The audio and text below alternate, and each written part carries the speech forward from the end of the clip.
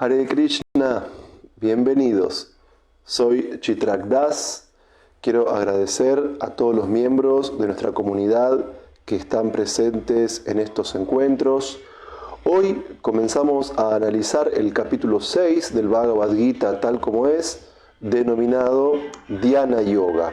Vamos a seguir utilizando el mismo método que en los encuentros anteriores, es decir, número 1, vamos a efectuar una síntesis de los núcleos temáticos del capítulo previo. Número 2, vamos a exponer brevemente los núcleos temáticos del presente capítulo y luego vamos a desarrollarlos mediante la lectura específica de algunos shlokas. Luego vamos a intentar detectar qué puntos importantes establece Srila Prabhupada en los significados. Y por último, vamos a llegar a la parte de reflexiones y conclusiones personales. En el encuentro anterior estuvimos abordando el capítulo 5 del Bhagavad Gita tal como es, denominado Karma Yoga. En líneas generales, podríamos decir que los núcleos temáticos más importantes que aparecen son, por un lado, la afirmación que hace Krishna ante Arjuna en este capítulo, que es la importancia de trabajar con devoción, de conectar nuestras cualidades, de conectar nuestras acciones y todas, podríamos decir, nuestras tendencias en el servicio devocional. Y eso lleva al plano de la renunciación, porque uno no trabaja para su propia complacencia de los sentidos, sino que uno ofrece el fruto del trabajo a Krishna mismo, y ese trabajo con devoción conduce a la liberación. Hare Krishna, Prabhu Karuña Nitai, reverencias. Entonces, también en el capítulo 5 del Bhagavad Gita, tal como es, aparece otro núcleo temático en el cual Krishna, saludos también para Cristina Cultiva, Krishna desarrolla un núcleo temático en el cual describe muy pormenorizadamente, muy analíticamente, las cualidades que posee un trascendentalista. Y en realidad ya vimos que en varios capítulos previos Krishna está describiendo el conjunto de virtudes que poseen aquellas personas que seriamente están dedicadas a la vida espiritual y que son avanzadas. Entonces, además de explicar la importancia del trabajar con devoción, además de explicar las cualidades del trascendentalista, en el capítulo 5 también Krishna nos explica cuál es el destino del trascendentalista, es decir, que logra salir del ciclo del nacimiento y la muerte, y se cierra ese capítulo anterior, el capítulo 5, Karma Yoga, con lo que Srila Prabhupada describe la fórmula de la paz, es decir, comprender que Krishna es el supremo disfrutador de todos sacrificios y austeridades, que Krishna es el supremo controlador de todos los planetas y semidioses, y que Krishna es el mejor amigo y bienqueriente de todas las entidades vivientes. Y quien comprende al Señor Supremo de este modo, se libra de los tormentos, de los sufrimientos materiales y alcanza la paz. Bien, muy sintéticamente, estos son puntos importantes que aparecieron en el capítulo 5, Karma Yoga. Si ustedes quieren un desarrollo de esto un poco más extenso, entonces mi recomendación es que puedan ver el video del encuentro anterior. Bien, hoy entonces comenzamos con los núcleos temáticos del capítulo 6, denominado Dhyana Yoga. Entonces, en primer lugar encontramos un conjunto de shlokas en los que Krishna habla de la relación entre el trabajo, entre los deberes, la renunciación y el yoga. En segundo lugar, encontramos toda una serie de textos donde se explica muy claramente la importancia que tiene en la práctica de la vida espiritual el controlar la mente. También en este capítulo, al igual que en el anterior y en capítulos previos, Krishna describe las cualidades del carácter que ennoblecen el modo de ser de un yogi, de un místico, de un trascendentalista. Y específicamente, ya el propio nombre del capítulo denomina esta cuestión central, encontramos también una serie de shlokas que explican cómo practicar lo que se denomina el yoga místico, el Dhyana Yoga. Entonces, este punto en particular es muy interesante porque en relación con este tema del Dhyana Yoga se explica en otro núcleo temático la relación que hay entre el yogi, el trascendentalista, y la divinidad, el supremo. Pero así también, en este capítulo 6, vamos a encontrar textos que hablan del destino del yogi caído, y también se va a hablar de la jerarquía de yogis y de la supremacía del Bhakti Yogi. Bien, esos son los núcleos temáticos en sentido sintético. Vamos a expandirlos brevemente en sentido analítico, leyendo algunos textos que son centrales como punto de referencia de cada uno de estos núcleos. Entonces, en relación a la acción, el trabajo, el deber, la renunciación, sannyas y el yoga, en el texto 1 del capítulo 6 se afirma: la Suprema Personalidad de Dios dijo, aquel que no está apegado a los frutos de su trabajo y que trabaja tal como está obligado a hacerlo, se encuentra en la orden de vida de renuncia y es el verdadero místico y no aquel que no enciende ningún fuego ni ejecuta ningún deber.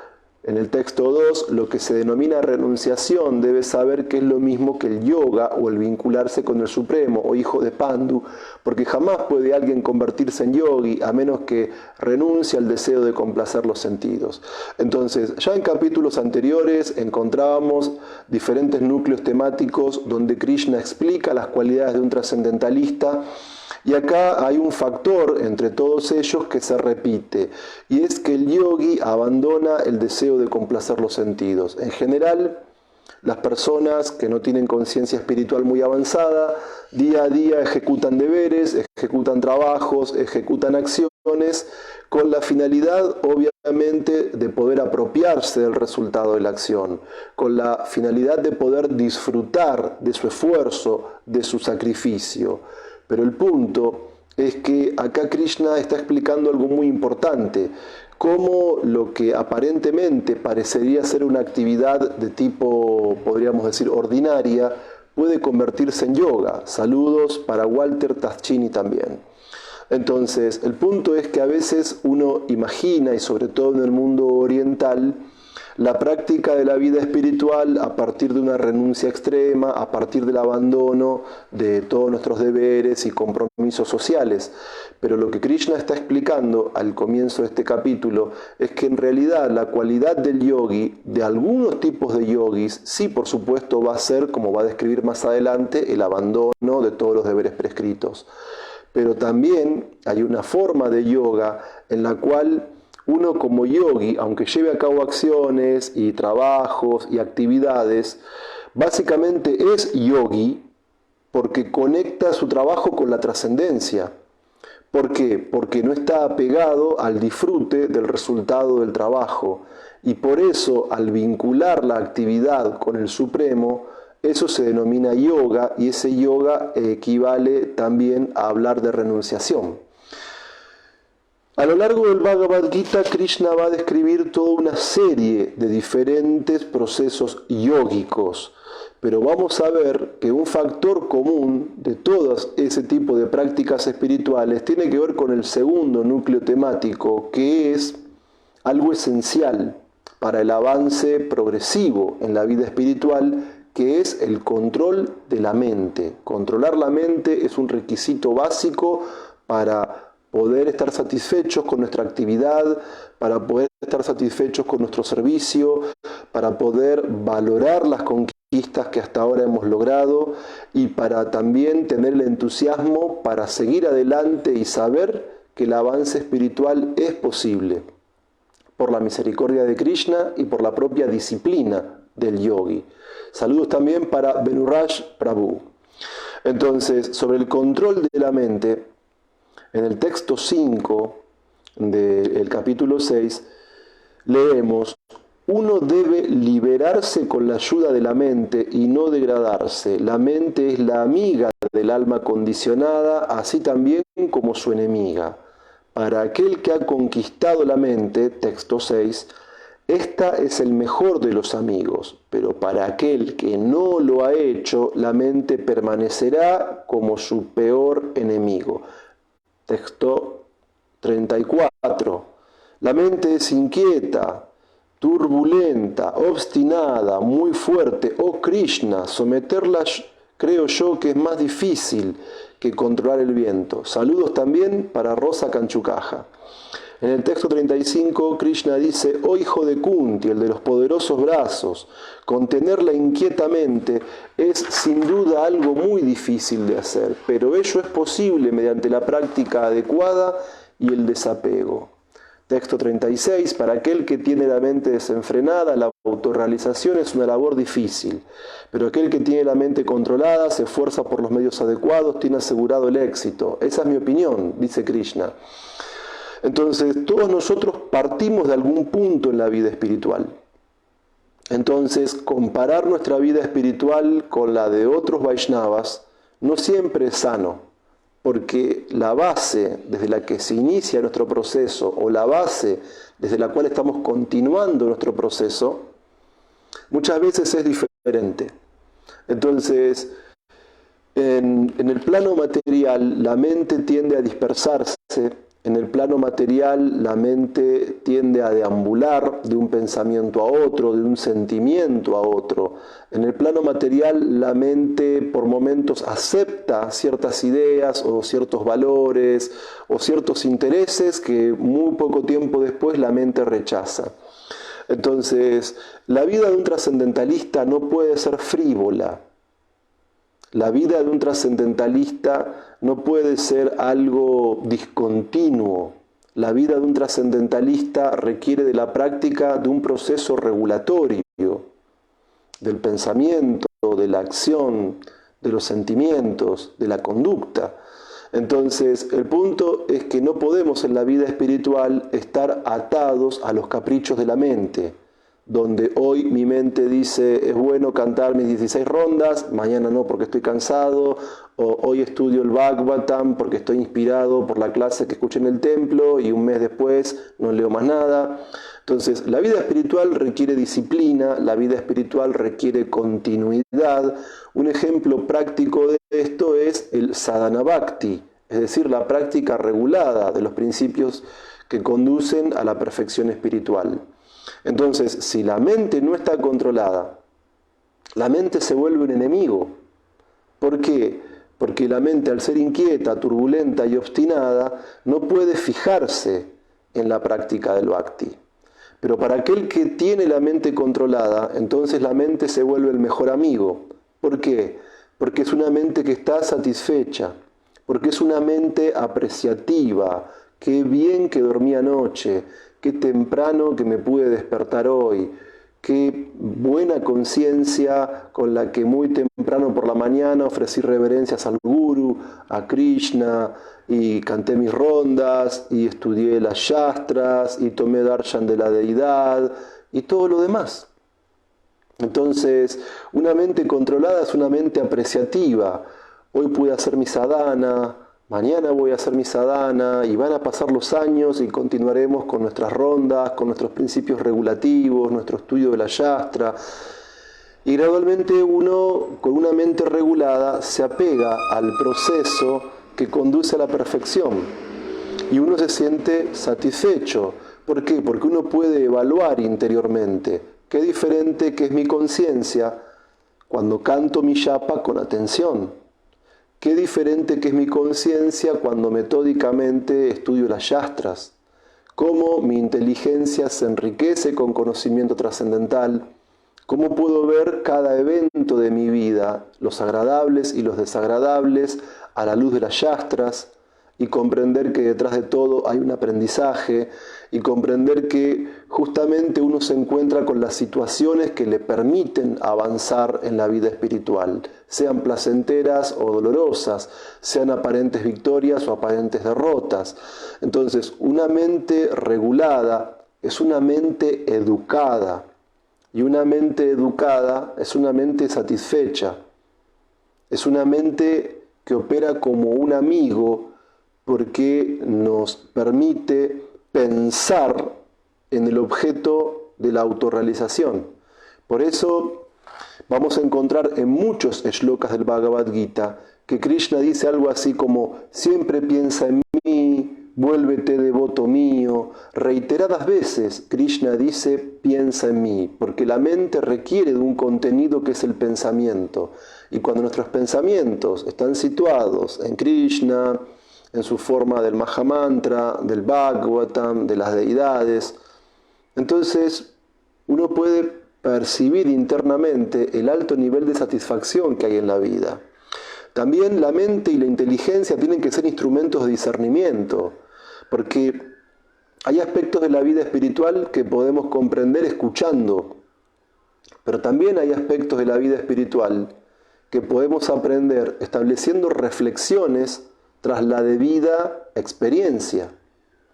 Entonces, uno mismo, como trascendentalista, puede evaluar qué pasa en esos momentos donde mi conciencia es puramente material, en el caso de que así fuese, o qué ha pasado en aquella etapa de mi vida donde todavía no era un Vaishnava y mis actividades eran puramente materiales, mis deseos eran puramente materiales. ¿Qué sensaciones se encontraba dentro de mí? ¿Qué sentimientos se encontraba dentro de mí? ¿Hasta dónde realmente podía decir que estaba verdaderamente satisfecho? Y uno también puede hacer ese ejercicio mental e intelectual de evaluar cómo es la vida espiritual de uno cuando hay un buen sadhusanga, buen contacto con trascendentalistas, cuando hay buen sadhana basado en la yapa, en el estudio yástrico y en el servicio. Entonces también la mente se vuelve un amigo, la inteligencia es un amigo. ¿Por qué? Porque nos permiten ver cuál es el mejor camino para nosotros en la vida.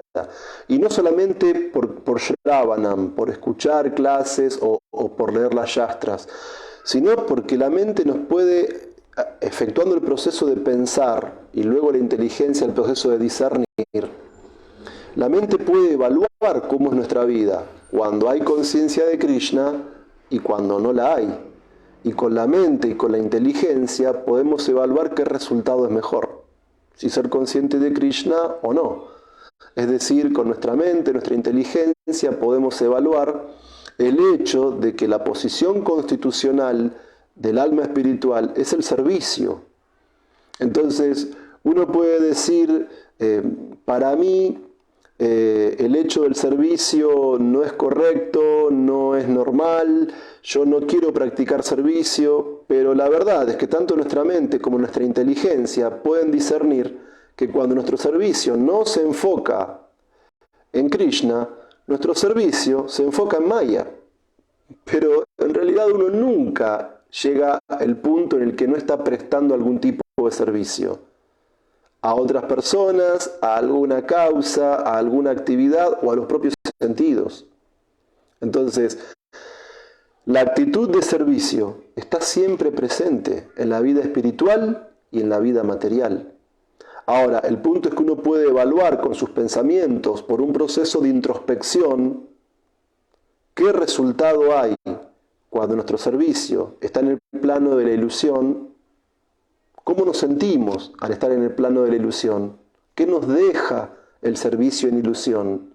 Si realmente se cumplen nuestras expectativas, nuestros sueños, nuestros deseos. ¿Hasta dónde hay satisfacción en el plano del servicio material? Y nuestra mente, a través del pensamiento, y nuestra inteligencia, a partir del discernimiento, puede evaluar qué tipo de sensaciones, qué tipo de emociones, qué tipo de sentimientos y sobre todo qué tipo de realizaciones tenemos cuando nuestro servicio se enfoca en Krishna y en los Vaishnavas. Y uno puede evaluar qué pasa adentro, como un experimento personal, porque uno vive eso y porque el vivirlo nos permite también evaluarlo y poder comparar resultados. ¿Qué pasa cuando predomina la energía ilusoria en nuestra vida? ¿Y qué pasa cuando predomina la energía interna en nuestra vida? Esa energía que nos permite estar conectados con Krishna y los Vaishnavas a través del Bhakti Yoga. Bien, entonces, en cuanto a las cualidades del yogi, del místico y del trascendentalista, que es otro núcleo temático de este capítulo 6, Dhyana Yoga, hay toda una serie muy extensa de textos, el 4, el 7, el 8, el 9, el 10, el 15, el 16, 17, 18, 19, 32, y hay muchos más de hecho también, donde, por ejemplo, se afirma, se dice que una persona está elevada en el yoga cuando habiendo renunciado a todos los deseos materiales, ni actúa para complacer los sentidos, ni se ocupa en actividades fruitivas. Saludos, Vishvamitra Prabhu, Hare Krishna. Aquel que ha conquistado la mente ya ha llegado a la superalma porque ha conseguido la tranquilidad. Para ese hombre la felicidad y la aflicción, el calor y el frío, la honra y la deshonra son todo lo mismo. Se dice que una persona está establecida en la comprensión del ser y se le da el nombre de yogi o místico cuando ella se encuentra plenamente satisfecha en virtud del conocimiento y la comprensión que ha adquirido. Esa persona está situada en la trascendencia y es autocontrolada. Ella ve todo igual, ya sean guijarros, piedras u oro. Bueno, esto continúa. Entonces, luego de describir las cualidades del yogi, entonces nos encontramos en otra sección de textos, el 11.12, el 13.14, 20.23, 24, 25, 26 y varios más, donde Krishna está exponiendo ante Arjuna muy pormenorizadamente el modo de practicar yoga óctuple, o también denominado Dhyana Yoga, el yoga místico. Entonces, en el texto 11.12 leemos, para practicar yoga, uno debe irse a un lugar apartado, poner hierba cuya en el suelo, y luego cubrirla con una piel de venado y una tela suave. El asiento no debe ser ni demasiado alto ni demasiado bajo, y debe encontrarse en un lugar sagrado. El yogi entonces debe sentarse en él muy firmemente y practicar yoga para purificar el corazón mediante el control de la mente, de los sentidos, de las actividades y fijando la mente en un punto. Luego se afirma, uno debe mantener el cuerpo, el cuello y la cabeza erguido en línea recta, mirar fijamente la punta de la nariz y de ese modo, con la mente tranquila y sometida y libre de temor, completamente libre de vida sexual, se debe meditar en el corazón y convertirme en la meta última de la vida. Bueno, todo esto continúa, una reflexión que me genera esto. Hoy por hoy en el mundo occidental está muy difundido un tipo de yoga, que es un yoga básicamente comercial, que también puede ser denominado como yoga postural, que tiene que ver con cierto trabajo, podríamos decir, gimnástico, de posiciones físicas y de cierta relajación mental. Bueno, ese yoga es muy interesante, ese yoga tiene muy buenos resultados, es un yoga muy, podríamos decir, recomendable como actividad física. Saludos también para Lisa Moscoso. Es un yoga muy difundido, muy popular en gran parte de Occidente, pero de ninguna manera ese yoga que se practica 2 o 3 veces por semana es el yoga que Krishna está describiendo en el capítulo 6, Dhyana Yoga del Bhagavad Gita.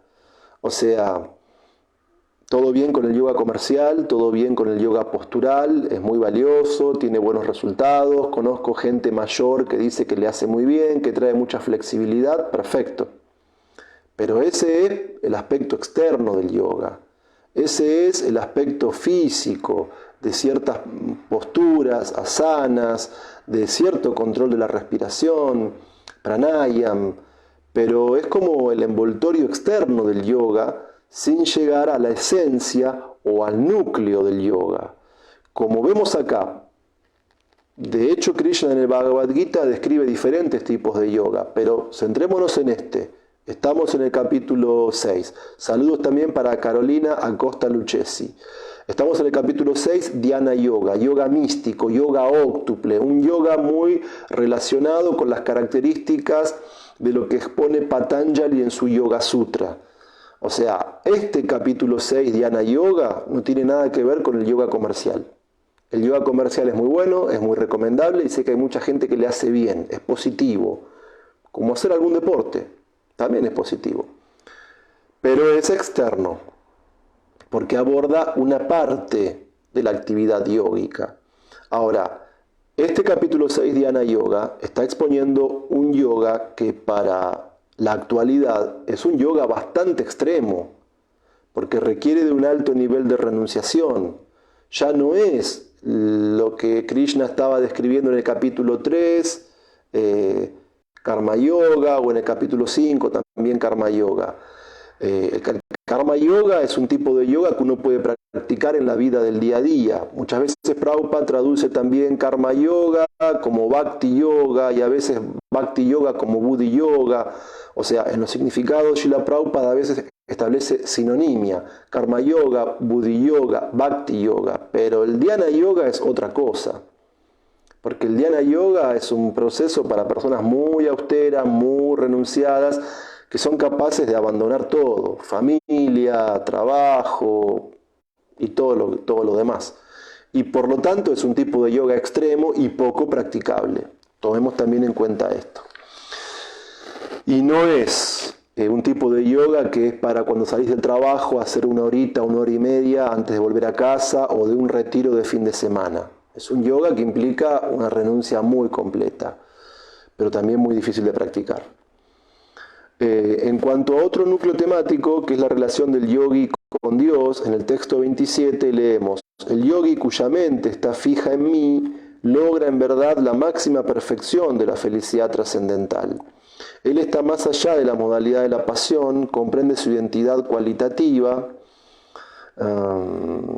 con el Supremo y en consecuencia está libre de todas las reacciones de las acciones pasadas. En el texto 28, de ese modo, el yogi autocontrolado, dedicado constantemente a la práctica del yoga, se libera de toda contaminación material y alcanza la máxima etapa de felicidad perfecta en el servicio amoroso y trascendental que se le presta al Señor. Un verdadero yogi me observa en todos los seres, también ve todos los seres en mí. En verdad, la persona autorrealizada me ve a mí, el mismo Señor Supremo, en todas partes. Bueno, acá hay un punto importante. El yoga comercial o el yoga postural hace bien al cuerpo, hace bien a la mente, nos hace pasar un buen momento, un buen rato, pero uno en el yoga más profundo, en el yoga más esencial, hay una transformación radical de la conducta y una transformación radical de la conciencia. ¿Por qué? Porque, como vemos, en la práctica del yoga comercial, uno incluso cae en el riesgo de identificarse con el cuerpo. Pero, como está afirmando acá Krishna en este capítulo 6 de Dhyana Yoga, el yogi logra comprender su unidad cualitativa con el Supremo. O sea que un yogi avanzado, un yogi que comprende la esencia del proceso de yoga, transforma su conciencia porque percibe una unidad cualitativa con la deidad suprema. Es decir, que un yogi no es simplemente una persona que tiene ganas de elongar los músculos o que quiere respirar mejor para sentirse más sereno o algo así.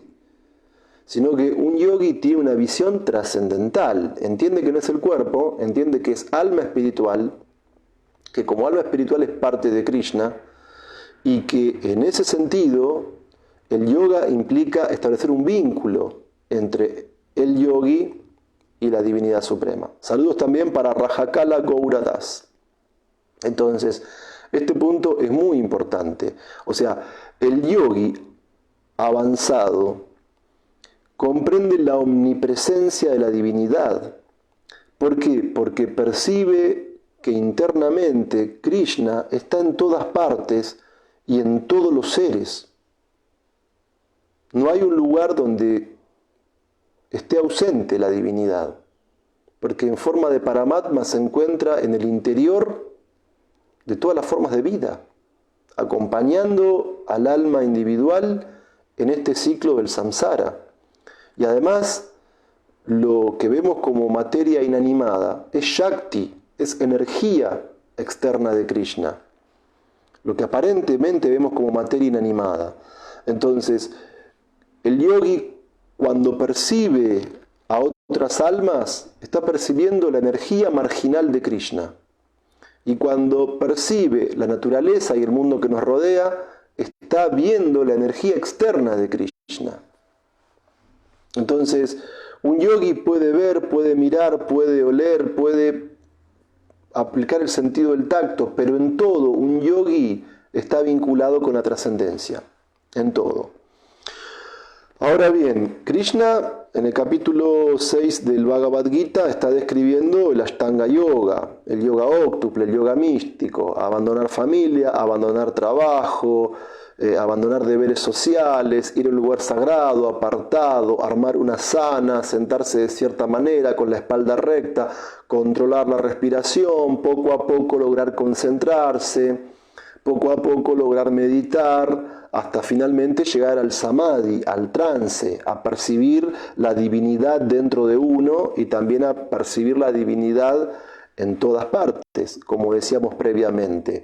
Y también, como decíamos previamente, ese proceso es difícil, es duro, es arduo, es complejo. Y obviamente no es un proceso recomendado para esta era, y obviamente es un proceso que tiene muchas dificultades y que es muy difícil lograr el éxito mediante la Ashtanga Yoga.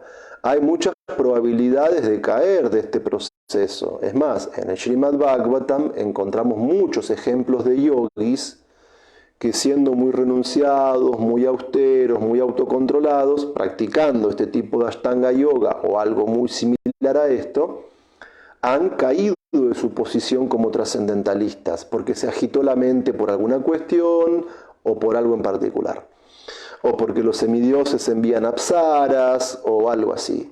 Entonces es lógico que, siendo este proceso tan difícil y complejo, Krishna esté dando todo un núcleo temático de textos que explica qué pasa con el yogi que no puede alcanzar la perfección, porque ese proceso es complejo, es difícil y no es recomendable en Kali Yuga. Entonces uno podría pensar, es una completa pérdida de tiempo el yoga, realmente Maya tiene muchos espejismos que nos pueden atraer, en la vida se presentan muchas posibilidades de tener conciencia y actividades materiales. ¿Qué pasa si yo me esfuerzo en el yoga, pero no logro alcanzar la liberación? ¿Es que pierdo todo mi avance? Bueno, Krishna dice que no. Entonces, en el texto 40, la Suprema Personalidad de Dios dijo: «Oh hijo de Pritá, un trascendentalista dedicado a actividades auspiciosas no es destruido ni en este mundo ni en el mundo espiritual, amigo mío. Aquel que hace el bien nunca es vencido por el mal». 41. Después de muchísimos años de disfrute en los planetas de las entidades vivientes piadosas, el yogi que fracasa nace en una familia de personas virtuosas o en una familia rica de la aristocracia. Si ha fracasado después de una larga práctica del yoga, nace en familia de trascendentalistas que es seguro que tiene una gran sabiduría. Claro que semejante nacimiento es muy raro en este mundo. 43. O hijo de Kuru, al obtener esa clase de nacimiento, él revive de nuevo su conciencia divina de su vida anterior y trata de progresar a fin de lograr el éxito completo. Cuando uno lleva a cabo alguna actividad material, para poder disfrutar del resultado tiene que terminar esa actividad. Por ejemplo, si alguien comienza en una facultad a estudiar ingeniería y llega hasta la mitad de la carrera, no se puede decir que sea un ingeniero. Para ser ingeniero tiene que recibirse, básicamente. Es decir, si yo comienzo a construir una casa y la dejo por la mitad y ni siquiera llego al techo, no tengo una casa habitable. Los esfuerzos materiales, para poder disfrutarlos, hay que llevarlos de principio a fin. Muchos de los esfuerzos materiales son así. En la vida espiritual, en el yoga, no es así. Si un yogi ejecuta austeridades, renuncia, meditación, todo lo demás, pero no logra en esta misma vida liberarse, si practicó poco tiempo el proceso de yoga, va a los planetas celestiales, disfruta de esos placeres sutiles y luego desciende a planetas como los de la Tierra y nace en una familia aristocrática, de manera que tenga las necesidades de la vida en sentido material resueltas, satisfechas, etc. Y así pueda seguir avanzando. Ahora, si el yogi no pudo completar el proceso y cayó antes de alcanzar la perfección, pero practicó el proceso mucho tiempo, entonces nace en una familia de personas que están dedicadas a la vida espiritual. Nace en una familia de personas que tienen conciencia divina y de esa manera su recuerdo sobre la importancia de avanzar espiritualmente es revivido Y a partir de ahí, esa clase de nacimiento y el desarrollo de la conciencia divina le permite a ese yogi caído nuevamente retomar desde el punto en que dejó en la vida previa y así poder alcanzar la perfección. Bien, entonces, como decíamos previamente, en el Bhagavad Gita hasta ahora Krishna habló de Jnana Yoga, habló de Karma Yoga, Buddhi Yoga, Bhakti Yoga, ahora Dhyana Yoga. Y uno podría caer en la tentación de pensar que todos esos yogas son equivalentes. Por supuesto que todos los procesos de yoga son beneficiosos. Por supuesto que todos los procesos de yoga que Krishna explica en el Bhagavad Gita llevan al avance espiritual. Todos estos procesos de yoga que he mencionado previamente tienen sus virtudes. Nos dan los medios para poder avanzar. Y en ese sentido son auténticos, son recomendables y son valiosos. Pero más allá de que todos estos yogas tengan su valor y su importancia, aún así en el Bhagavad Gita tal como es, encontramos una escalera del yoga. Encontramos que estos yogas tienen un sentido, podríamos decir, jerárquico, y que de todos los yogas que Krishna describe en el Bhagavad Gita, hay un tipo de yoga en particular que se encuentra en el punto más elevado de la escalera del yoga.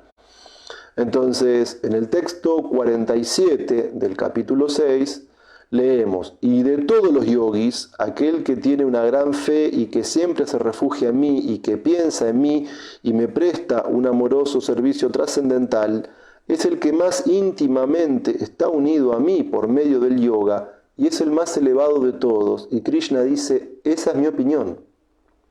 Entonces, por supuesto que hay muchos tipos de yoga, todos son valiosos, todos son recomendables, todos traen beneficios para el practicante en particular, pero no nos olvidemos, tengamos en cuenta que filosóficamente tenemos que tener activa nuestra capacidad de discernimiento, que de todos los yogis, el más elevado es aquel que tiene shraddha, que tiene fe en Krishna.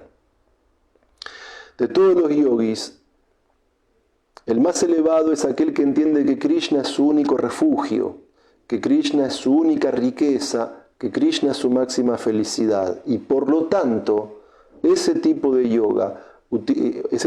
yogi utiliza su capacidad física, su capacidad mental, su capacidad espiritual en estar siempre absorto en Krishna. Observemos cómo al describir las cualidades de un yogi, de cualquier yogi, Krishna dice que tiene que controlar la mente, porque la mente puede ser amiga o enemiga. Y fíjense que en este último shloka que estamos nombrando, el capítulo 6, texto 47, Krishna dice que ese tipo de yogi, que tiene gran fe en él, que siempre se refugia en él, dice que piensa en mí, es decir, que tiene la mente absorta en Krishna. Es muy importante que nuestra práctica espiritual no sea mecánica, lógico. Mientras estemos todavía condicionados por el karma material, nunca vamos a poder tener un servicio 1000 por 1000 estable, con la misma conciencia interna. Pero sí podemos mantener un servicio estable incluso externamente, que a veces se vuelve muy consciente a nivel interno. Entonces, el punto es que lo que está diciendo acá Krishna, que el servicio no tiene que ser solamente mecánico, tiene que ser amoroso. Ocupamos el cuerpo en el servicio, pero también ocupamos la mente, porque la mente está absorta en Krishna. Porque la mente está absorta en esa forma específica de Krishna, que para cada uno de nosotros es el objeto de nuestro amor. Y ese punto es muy importante. Entonces, quien tiene estas cualidades, es decir, como yogi que tiene gran fe en Krishna, que se refugia en Krishna, que piensa en Krishna, que le presta un amoroso servicio trascendental, de todos los yogis, es el que más íntimamente está unido a Krishna, porque tiene, podríamos decir, el vínculo más cercano a Krishna. Porque, por ejemplo, los jnana yogis tienen un vínculo indirecto con Krishna. O sea, los jnana yogis, también conocidos como impersonalistas, a veces también denominados mayavadis, los seguidores de Shankar, tienen una relación indirecta con Krishna. ¿Por qué? Porque el objeto de su meditación, el objeto de su trance, de su samadhi, es la energía que emana del cuerpo de Krishna, conocida como el Brahmayoti o el Brahman impersonal. Entonces ahí no hay posibilidad de estar íntimamente unido a Krishna por medio del yoga. Porque básicamente en ese proceso del Jnana Yoga, del impersonalismo, de los Mayavadis, esos trascendentalistas son avanzados, pero llegan únicamente a tener contacto con un aspecto parcial de la verdad absoluta, que es esa energía impersonal que emana del cuerpo de Krishna.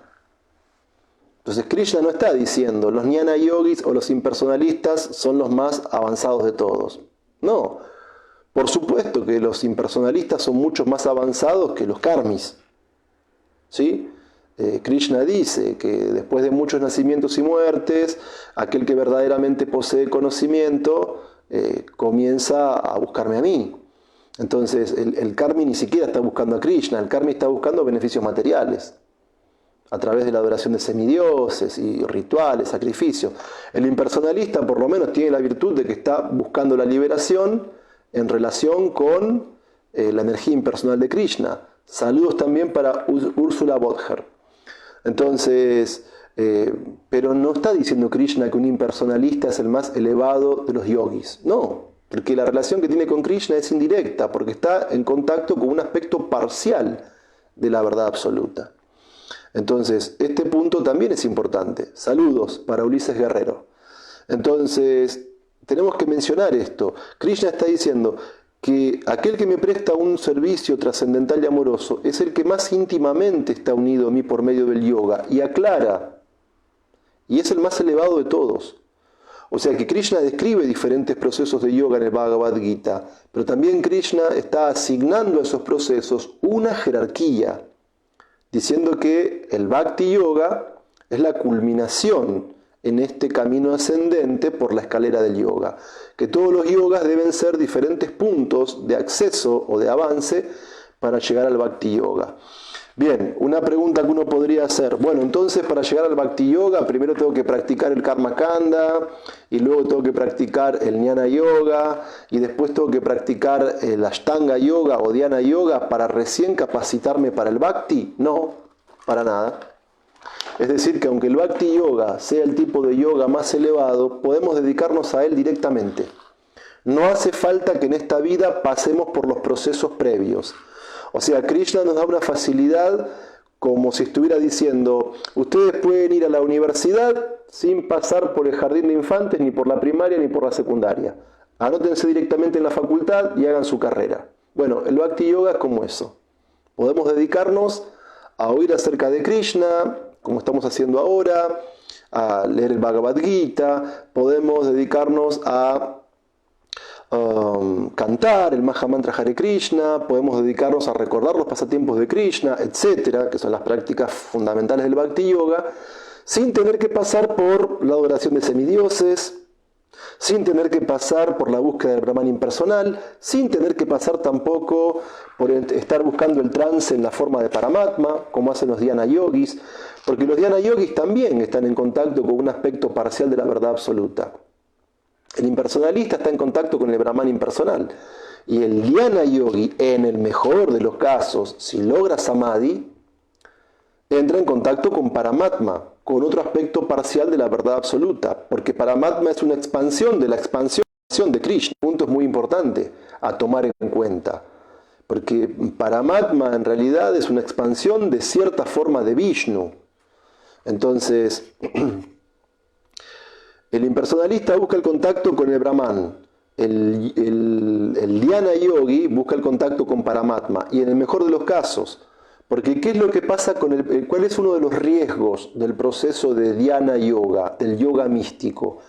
Que antes de alcanzar la perfección en el yoga místico, se comienzan a desarrollar los yoga siddhis en el trascendentalista. O sea, el yogi que avanza en el proceso del Dhyana Yoga, comienza a despertar sus, podríamos decir, capacidades latentes en forma de siddhis, en forma de subproductos del yoga, o lo que a veces se traduce como poderes místicos. Entonces los Dhyana Yogis a veces quedan atrapados en ese disfrute de la materia en cuanto a disfrutar de sus poderes místicos. lo que también es un obstáculo en la vida espiritual. Porque el Bhakti Yoga puro está libre de toda actividad fruitiva y de toda especulación impersonal. Y obviamente está libre también de cualquier búsqueda de poderes místicos. Saludos también para Pablo Ícaros. Entonces, esto hay que tomarlo en cuenta. Entonces, el Bhakti Yogi, el Vaishnava, está directamente a través del Bhakti en contacto con Krishna, que es el aspecto completo y más elevado de la verdad absoluta. Porque el Paramatma depende de las expansiones de Krishna, de las expansiones de Vishnu. De hecho, Paramatma viene de Kshirodakaya y Vishnu. Y el Brahman impersonal es el brillo corporal del cuerpo de Krishna. Solamente cuando uno entra en contacto con Krishna, el amado de Yasoda, que junto a Balaram y sus amigos cuida a vacas surabis en los bosques de Vrindavan y al tocar su flauta llena a todos de placer trascendental y en especial a las gopis y entre ellas a Shrimati Radharani, ahí uno entra en contacto con el aspecto más elevado de la verdad absoluta, Krishnastu Bhagavan Swayam. Entonces, de ahí que, si bien hay muchos yogas en el Bhagavad Gita, el Bhakti Yoga es el más elevado. Muy bien. Hemos efectuado una síntesis de los núcleos temáticos del capítulo 5, efectuamos una síntesis de los núcleos temáticos del capítulo 6, luego expandimos analíticamente los núcleos temáticos del capítulo 6. Ahora, en esta parte del encuentro, vamos a hablar de si uno quiere profundizar algún tema de estudio, si alguien quiere preparar una clase, si alguien tiene que rendir algún examen o preparar una monografía o una tesis, vamos a ver cuáles son, a mi criterio, los elementos más interesantes que encontré en los significados de Srila Prabhupada. Si a alguno de ustedes les interesa alguno de estos temas, puede preguntarme dónde está en la sección de comentarios y yo les voy a dar la referencia. Entonces, en los significados, los puntos más importantes que he encontrado, a mi criterio, son que en esta era de Kali, el Karma Yoga y el Bhakti Yoga es más importante que el Dhyana Yoga. El Vaishnava es un sannyasi y un yogi perfecto. El Vaishnava es autosatisfecho, por eso abandona la complacencia sensorial. También, un punto interesante en sentido filosófico, aparece la polisemia del término Atma. En la práctica del yoga es fundamental controlar la mente, descripción del método práctico para controlar la mente. No es posible comprender a Krishna de modo teórico, sino que es necesaria la práctica del servicio devocional. El objetivo del Dhyana Yoga es conocer a Paramatma y para ello es fundamental el control sensorial. El servicio devocional nos libera del temor. Los casados pueden practicar Bhakti Yoga. La meta última del yoga es liberarnos y volver a Goloka Vrindavan. Sobre la correcta alimentación que nos permite avanzar en la vida espiritual e importancia de ofrecer alimentos a Krishna. La práctica del servicio devocional requiere que seamos regulados al comer, dormir, trabajar y controlar la mente. Sobre el sistema de yoga de Patanjali, similitudes y diferencias con otros yogas. Y ahí encontramos una crítica al yoga comercial. El practicante de yoga debe ser determinado. Definición de autorrealización y relación con diferentes tipos de yoga. El amor puro por Krishna es superior a la autorrealización y a la liberación. Las entidades vivientes son individuales eternamente. La posición del trascendentalista o devoto que fracasa en la práctica del bhakti. Criterios para clasificar a los seres humanos. Y, por último, definición y clasificación de los sistemas de yoga, definición del yoga, jerarquía de los distintos tipos de yoga y superioridad del Bhakti Yoga. Bueno, muy bien. Luego de pasar revista sumariamente a los puntos importantes que a mi criterio están en los significados, vamos a llegar a la parte de reflexiones y conclusiones personales y luego voy a responder las preguntas. Ya veo que ahí Rakala Gouradas está preguntando sobre si existen diferentes tipos de bhakti, así que después de las conclusiones voy a responder esa pregunta. Entonces, en cuanto a sannyas, en cuanto a la renunciación, porque ya en los primeros shlokas Krishna introduce este término. A ver, cuando hablamos de renunciación, podemos como mínimo hacerlo desde dos plataformas, desde el sentido común y desde el conocimiento yástrico. Entonces, uno podría pensar que la renunciación es simplemente el abandono de todo. Uno podría pensar que la renunciación es la inercia, el dejar de lado las actividades. Uno podría pensar que la renunciación es la indiferencia a todo lo material. De hecho, sociológicamente hablando, hay estudios que hablan de un tipo de, no sé si es una generación o personas que se denominan nini. Son personas que ni trabajan, ni estudian. Es más, yo he conocido gente así. Entonces uno podría decir, pero qué elevados que son, qué grandes trascendentalistas. No están apegados al trabajo, no están apegados al estudio, no están apegados a producir dinero. Son personas, pero eso no es sano. Eso no es avance espiritual. Eso es algo, podríamos decir, problemático para uno como individuo y para la sociedad. Imagínense una persona que no tenga interés prácticamente por casi nada. Básicamente, hace muchos años tuve un alumno así y recuerdo que cité a los padres para decirles que esta persona no participaba de la clase, no tenía interés ni siquiera por las charlas informales con sus compañeros. Estaba muy preocupado. Entonces la madre me decía, bueno, yo también estoy preocupada porque en casa es lo mismo. No hace nada, vegeta. O sea, porque uno podría decir, bueno, soy adolescente, no tengo pasión por la escuela, pero tengo pasión por el fútbol, o pasión por mi banda de rock, o pasión por ir a bailar. Pero hay gente, afortunadamente no son muchas personas, pero hay gente que tiene como una especie de indiferencia a todo. Están encerradas en su casa, no tienen proyectos, no quieren progresar, ni en sentido material ni en sentido espiritual. Eso no es renuncia espiritual, eso es algo patológico, es un problema para uno porque está desmotivado ante la vida y para los familiares de esa persona porque no sabemos para qué lado esa persona puede de alguna manera reaccionar. Entonces, renunciación no es ser indiferente hacia todo lo material.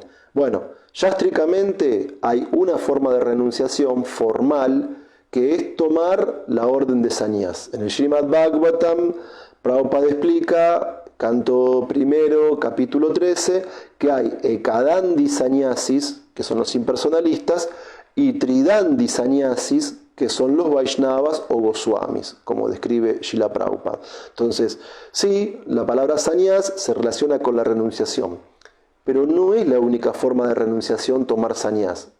No es la única forma de renunciación, sino que en realidad ser renunciado es comprender que Krishna es el disfrutador supremo de todo sacrificio y austeridad.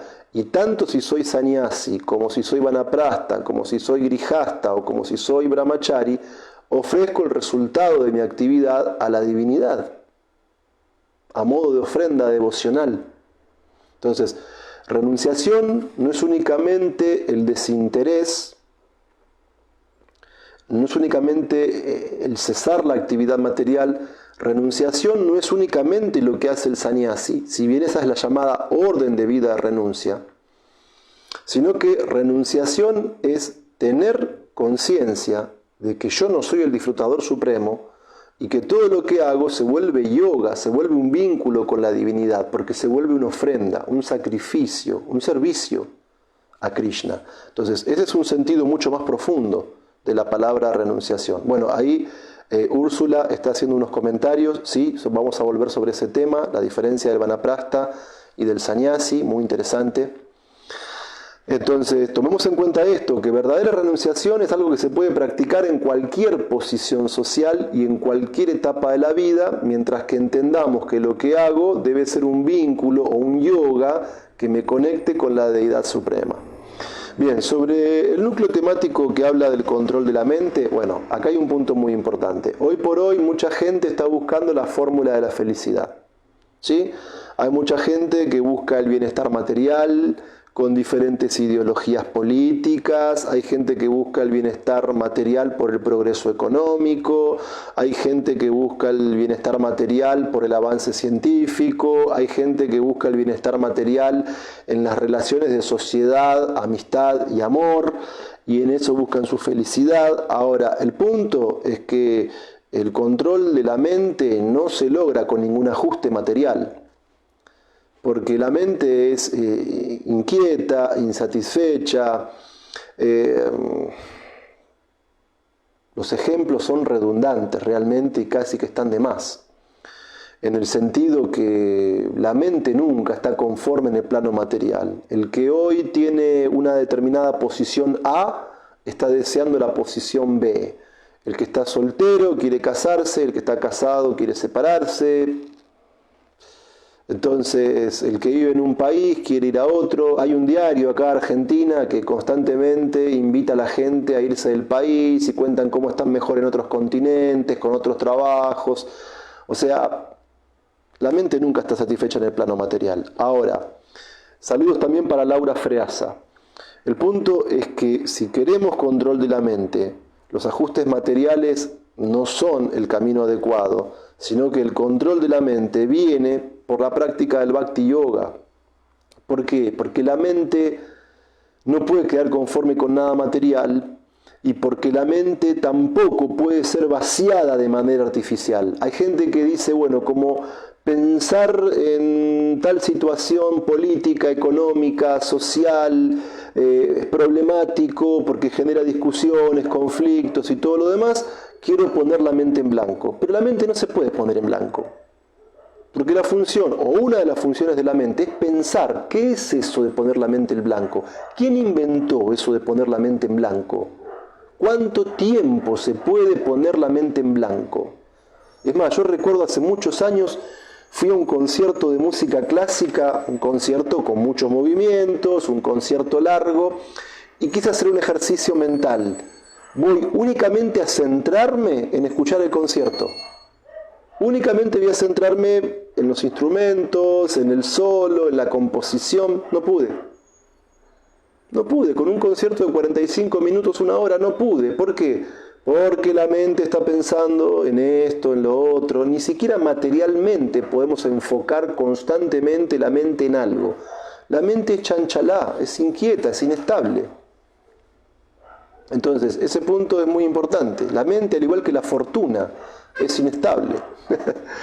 Entonces, pero se puede controlar la mente mediante el proceso de Bhakti Yoga. Y por eso muchas veces Krishna dice, por lo tanto Arjuna, siempre debes pensar en mí. Por lo tanto Arjuna, piensa en mí, vuélvete devoto mío, ofréceme reverencias, estando absorto en mí, es seguro que vendrás a mí. Encontramos muchos shlokas de diferentes capítulos del Bhagavad Gita donde Krishna dice que hay que ocupar la mente en él. Por lo tanto, Arjuna, siempre debes pensar en mí en la forma de Krishna y al mismo tiempo desempeñar tu deber prescrito de pelear con tus actividades dedicadas a mí, con tu mente absorta en mí, es seguro que vendrás a mí. Hay un texto muy hermoso que afirma eso. Entonces, ¿es posible controlar la mente? Sí. Y eso se logra mediante la práctica del Bhakti Yoga, porque al pensar en Krishna alcanzamos serenidad mental. Hay un pasatiempo muy interesante. Como ustedes saben, Arjuna era el primo, amigo y discípulo de Krishna. Y si bien Arjuna tuvo una instrucción formal por parte de Krishna cuando le enseñó el Bhagavad Gita, también como primo y como amigo, Krishna y Arjuna disfrutaban de muchas situaciones informales, de bromas, y a veces cuenta el Mahabharata que iban a hacer caminatas por bosques, a hacer algo parecido a lo que sería un picnic en nuestra cultura, algo parecido, no lo mismo. De hecho, bueno, ahí tenemos toda la historia del incendio del bosque, creo que era de Kandavaprastha, no me acuerdo el nombre, muy bien. El pasatiempo, si alguno me puede recordar, el pasatiempo en que Agni le pide a Arjuna devorar devorar un bosque, e Indra quería detenerlo. No me acuerdo qué bosque era ese en particular. Me sale Kandavaprastha, pero no estoy seguro. Entonces, el punto es que cuando la dinastía Yadu desapareció de la tierra, hace más de 5000 años, Arjuna en un momento tuvo el servicio de transportar las esposas de Krishna de un lugar a otro. Y Arjuna fue asaltado por unos aparentemente pastores de vacas que raptaron a las esposas de Krishna. Entonces cuando Arjuna volvió a Hastinapura, donde estaba la sede central del gobierno de los Kauravas, que en ese momento gobernaba Maharaj Yudhishthir, la dinastía Kuru, Arjuna estaba sumamente decaído tras la partida de Krishna y tras la derrota a mano de los pastores de vacas. Entonces hay unos shlokas muy interesantes que dicen que en la medida que Arjuna absorbió su mente y meditó en las instrucciones que Krishna le dio cuando le habló el Bhagavad Gita, Arjuna encontró la ecuanimidad mental. O sea, la vida material está llena de perplejidades. Hoy uno puede estar enfermo, mañana está enfermo un ser querido, el trabajo va bien, el trabajo va mal, la familia va bien, la familia va mal, la economía va bien, la economía va mal. Hay guerra en Ucrania, está afectando la economía mundial, los países del mundo se están rearmando militarmente.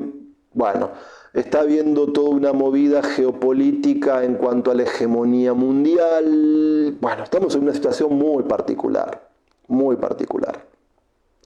Entonces la mente obviamente entra en ansiedad, es inestable y todo lo demás, pero podemos lograr la serenidad mental con el proceso que utilizó Arjuna tras la partida de Krishna, que era recordar las instrucciones de Krishna, absorber la mente en las enseñanzas de Krishna. Entonces, al pensar en Krishna, alcanzamos la serenidad, y al pensar en Krishna, al meditar en las instrucciones de Krishna, también comprendemos realmente cuáles son las verdaderas prioridades de la vida, porque el mundo material está armado de tal manera que siempre padezcamos alguna ansiedad y que estemos agitados por algún tema. Por H o por B estamos agitados. Pero cuando recordamos las enseñanzas del conocimiento trascendental, entendemos, este mundo no es un lugar para damas y caballeros, tengo que alcanzar la liberación y entendemos hacia dónde vamos. Entonces se relativizan los conflictos materiales porque uno tiene claro su meta, uno tiene claro cuál es la correcta utilización de esta increíble máquina que es la forma humana de vida. En este planeta es la forma de vida específica con la que nos podemos liberar del ciclo de nacimiento y la muerte. Es importantísimo el adecuado uso del cuerpo humano y del tiempo que tenemos en la vida humana para poder, número uno, comprender nuestras prioridades y número dos, con determinación, practicando sadhana bhakti, elevarnos de manera progresiva. Bien, en cuanto a las cualidades del yogi, Krishna da muchos shlokas sobre esto, pero sintetizando, el yogi renuncia a los deseos materiales, controla los sentidos, conquista la mente, ve las dualidades como si fueran lo mismo, está satisfecho en virtud del conocimiento perfecto, está libre del sentimiento de posesión, ocupa el cuerpo, la mente en el servicio del Supremo, es regulado en comer, dormir, trabajar y recrearse. Ese punto también es muy importante, porque ser regulado en el comer todos entendemos. No hay que comer carne, ni huevo, ni pescados, ofrecer alimentos lacto-vegetarianos o veganos a Krishna, tomar prasadam nos permite nutrirnos espiritualmente, estar fuertes ante los embates de Maya, estar determinados en la práctica espiritual. Todos sabemos que hay que ser regulado en el trabajar, no se puede ser un burro de trabajo. De hecho, Srila Prabhupada describe en el Bhagavad Gita capítulo 7, hay un tipo de personas que son los mudjas, que están siempre trabajando, como el asno, como el burro. No podemos, si queremos avanzar en la vida espiritual, vivir todo el día trabajando. Hay que tener tiempo para el sadhana, para el servicio, la asociación, etc. Obviamente tampoco podemos dormir demasiado ni dormir poco. Si dormimos demasiado, estamos cansados. Si dormimos poco, estamos agotados. Hay que encontrar un equilibrio. Pero también es importante este punto. Hay que ser equilibrado en la recreación. No es un tema muchas veces que se hable en conciencia de Krishna, la cuestión de recrearnos, porque es importante recrearnos. Por ejemplo, en la escuela. En la escuela uno tiene determinadas horas de estudio, pero entre una materia y otra, ¿qué hay? Un corte, un recreo. Entonces uno ahí relaja el aparato intelectual de todo el esfuerzo que hizo en clase y se prepara con la mente más fresca, más despejada para la próxima cursada de la próxima materia. Entonces, en la escuela es importante el recreo.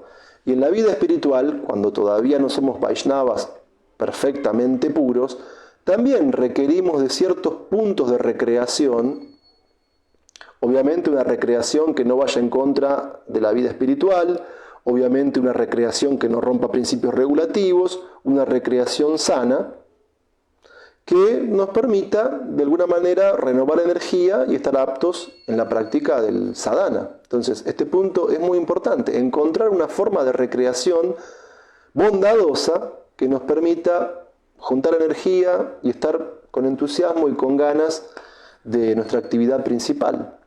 ¿Sí? Ese punto es muy importante. Y obviamente el yogi, dice Krishna, está situado en la trascendencia. Sobre el dhyana yoga, bueno, ya efectué algunas reflexiones previas. Es muy extremo esto del yoga místico, dejar trabajo, familia y todo lo demás, es muy extremo. En Kali Yuga no es recomendable. En la actualidad es mucho más viable la práctica del Bhakti Yoga. Srila Prabhupada lo recalca muchísimo en los significados. El Bhakti Yoga tiene dos pilares muy importantes: conocimiento, devoción. Hay 9 procesos y el más importante del Bhakti Yoga es el canto de Hare Krishna. Como decíamos previamente, es muy importante ser regulados en el canto de nuestras 16 rondas. Es muy importante esa regulación, porque el canto de 16 rondas es la base de nuestra vida espiritual. De hecho, uno ve que la cultura védica es la cultura del yagya, del sacrificio. Los brahmanas conocían los Vedas, la métrica para cantar los himnos védicos, hacer oblaciones. Cuando uno lee el Bhagavatam, los grandes sacrificios tenían diferentes brahmanas que se ocupaban de diferentes partes del sacrificio. Hasta había un brahmana que intentaba rectificar cualquier problema que el sacrificio haya tenido. Pero ¿qué dice Krishna en el Bhagavad Gita? Que de todos los sacrificios, yo soy la yapa. Krishna no está diciendo, del sacrificio soy el Agnihotra, del sacrificio soy el Rajasuya. No. Básicamente el sacrificio en la era de Kali es, tomamos nuestras cuentas y cantamos el Mahamantra Hare Krishna. 16 rondas, todos los días. Y así la conciencia se eleva, uno recuerda a Krishna, uno encuentra los medios al cantar yapa para avanzar espiritualmente, uno el servicio que hace lo hace con más conciencia. Entonces es muy importante este sacrificio del canto de 16 rondas y es la base de la vida espiritual de un Vaishnava iniciado. Es nuestro voto básico de iniciación. Cantar 16 rondas, seguir los principios regulativos. Entonces, a veces la gente que es media romántica, soñadora, utópica, ve como maravilloso el yogi que se pone un taparrabo o un caupín y que arriba de una piel de venado pone los ojos concentrados en la punta de la nariz y va al Himalaya a meditar. Es muy lindo, es muy romántico, eso no es práctico. Lo práctico en Kali Yuga es el Bhakti Yoga y la base de nuestro Sadhana Bhakti es cantar 16 rondas del Mahamantra Hare Krishna. Krishna dice del sacrificio, yo soy la yapa. La yapa es el sacrificio importantísimo en la vida de una persona que quiere progresar en la vida espiritual. En cuanto al núcleo temático del yogi y Dios, como dijimos previamente, un yogi avanzado ve a Krishna en todo. Un yogi avanzado entiende que todo es uno y diferente de Krishna y por eso fija la mente en Krishna y alcanza la máxima felicidad trascendental. Cuando leemos el 10º canto de Srimad Bhagavatam, cuando leemos el libro de Krishna, cuando recordamos que las gopis, mientras llevan a cabo sus actividades diarias, dicen al escuchar el sonido de la flauta de Krishna, la perfección de los ojos es ver a Krishna y a Balaram entrando al bosque a cuidar las vacas con sus amigos. Eso es felicidad. Esa es la felicidad que experimentan las gopis. No solamente estar con Krishna, pensar en Krishna, recordar a Krishna.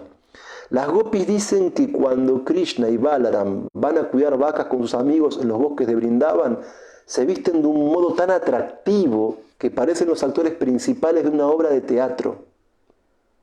Las gopis dicen que cuando Krishna va a cuidar las vacas con sus amigos a los bosques de Vrindavan, Krishna y Balaram hacen amistad íntima con todas clases de seres vivientes móviles e inmóviles. Las gopis dicen que cuando Krishna toca la flauta en Vrindavan, los seres móviles como las vacas se quedan como petrificadas y los seres inmóviles como los árboles y las plantas comienzan a estremecerse de éxtasis.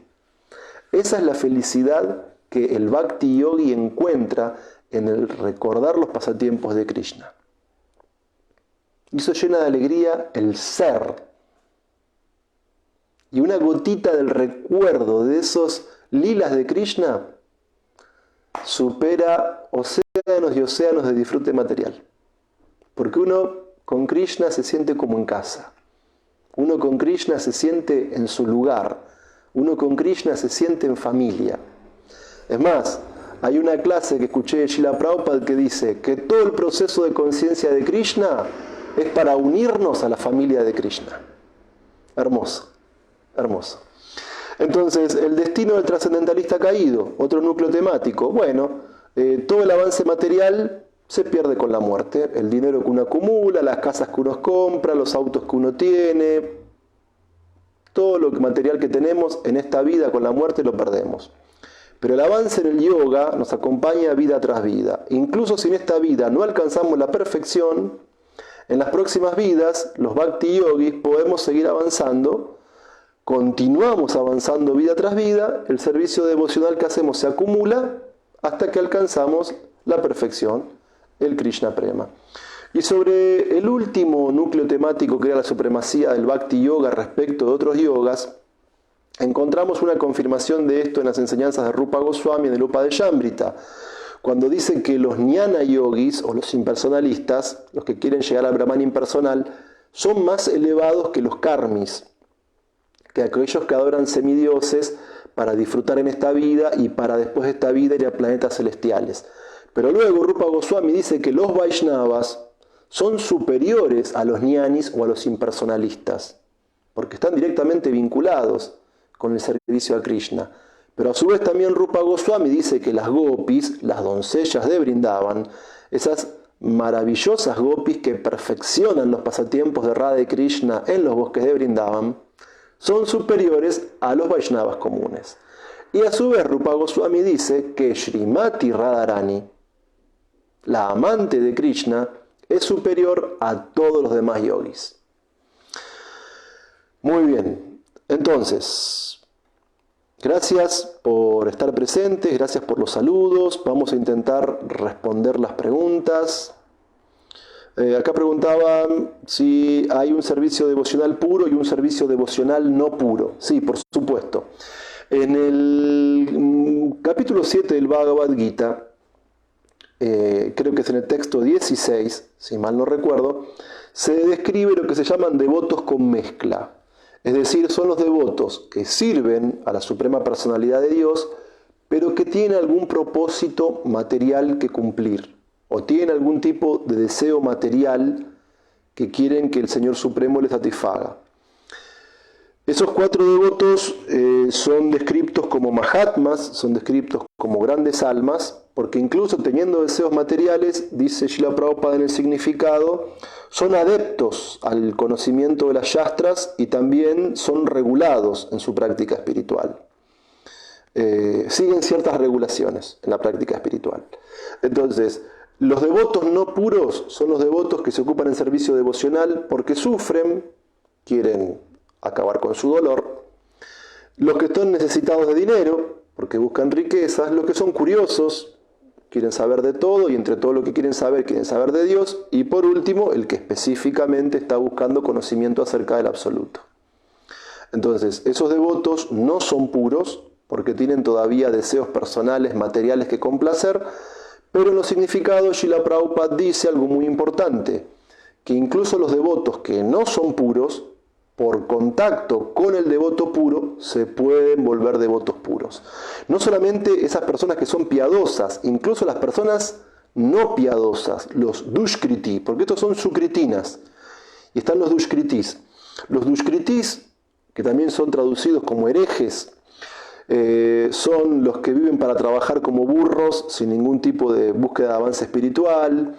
Los que son civilizados, que tienen ciertos principios morales, políticos y económicos, pero no tienen conocimiento de la divinidad. Los que tienen conocimiento académico, Mayaya Parita Gyana, pero son ateos. Y los que son abiertamente demoníacos, los que son militantes del ateísmo mal, que están en contra de Dios y que Dios ha muerto y toda esa historia. Entonces Prabhupada dice en los significados que tanto los dushkritis, los herejes, como los sukritis, las grandes almas que sirven al Supremo pero buscando satisfacer algún deseo material, esos dos grupos de personas, por contacto con un Vaishnava puro, se vuelven devotos puros. Entonces, ¿cuál es el devoto puro? Es aquel que está llevando a cabo su vida espiritual sin buscar ningún tipo de beneficio. Como dice Chaitanya Mahaprabhu en el Sikshastaka, que él no busca ni mujeres, ni riquezas, ni seguidores, y ni siquiera el devoto puro quiere liberación. Nacimiento tras nacimiento quiere seguir vinculado a Krishna a través del bhakti, del amor puro. Entonces, el devoto puro no está adorando semidioses ni buscando planetas celestiales. El devoto puro no está especulando filosóficamente cómo llegar al Brahman impersonal. El devoto puro no quiere poderes místicos ni leer la mente de otro. El devoto puro le ofrece a Krishna su amor incondicionalmente. En la alegría, en la tristeza. Si siente que Krishna está presente o si siente que Krishna es indiferente con su ausencia, el devoto puro mantiene su amor por Krishna en todas las circunstancias, si recibe o si no recibe ningún beneficio material. El devoto puro no tiene alicientes o metas materiales que satisfacer mediante la práctica del bhakti. Casualmente, hoy leí un texto muy interesante del Srimad Bhagavatam, donde Srila Prabhupada explica esta diferencia también, que dice que al devoto materialista, Krishna como mucho lo bendice con bienes materiales, pero que no le da el conocimiento más perfecto y más elevado. Lo tiene ahí, porque busca beneficios materiales. Pero seamos que somos, pero incluso siendo dushkritis o siendo sukritis, por el contacto con Vaishnavas puros, nos volvemos Vaishnavas puros. Bueno, espero haber respondido esa pregunta. Había algunas más.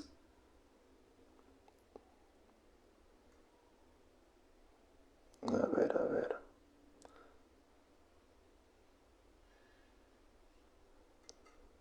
Bien, después también decía que el vanaprastha es renunciante, que el sannyasi está desapegado. Sí, también Srila Prabhupada da una definición que decía que, por ejemplo, hay renunciantes que son dhiras, que están libres del contacto con la familia y todo lo demás, y decía que los ekadandi sannyasis, los impersonalistas, son dhiras, pero que los tridandi sannyasis, los Vaishnavas, son narotam, son personas que toman a Krishna como su único refugio. Entonces es muy importante la renuncia en la orden de sannyas, como es muy importante la renuncia en el día a día. Había un comentario por acá, dice Vishwamitra Prabhu: alguna vez escuché que el verdadero renunciante es aquel que entiende que nada es de él y por lo tanto no tiene nada que renunciar, simplemente utiliza todo para el dueño de todo, que es Dios. Por lo tanto, podría decirse que es un verdadero renunciante, no siente y renuncia a nada. Claro, sí.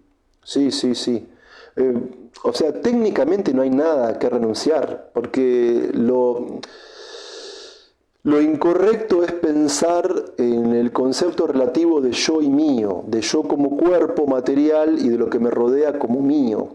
Entonces, de última, a lo que habría que renunciar es a la conciencia material. O sea, a identificarme con lo temporal, a identificarme con lo burdo, con lo sutil del cuerpo, a eso habría que renunciar. Pero después, ¿a qué podemos renunciar si todo lo que tenemos lo tenemos por un tiempo y luego no? Las cosas materiales, los teléfonos que hoy tenemos, dentro de un tiempito ya no sirven, se desactualizan. La familia que tenemos lamentablemente en algún momento fallece. Mismo el cuerpo que tenemos nosotros fallece. ¿Qué es nuestro constantemente? No sé a qué se puede renunciar. Sí hay que renunciar a esa conciencia de yo y mío en sentido material.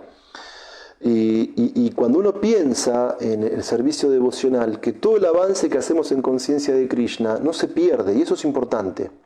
Porque todo cuidado, esto no es una invitación a dejar de estudiar, a dejar de trabajar, a dejar de proteger a la familia. No, uno tiene que ser responsable y cumplir con su deber. Arjuna era un kshatriya y Krishna le dijo: pelea, pero pelea para mí. ¿Sí? Pelea para mí.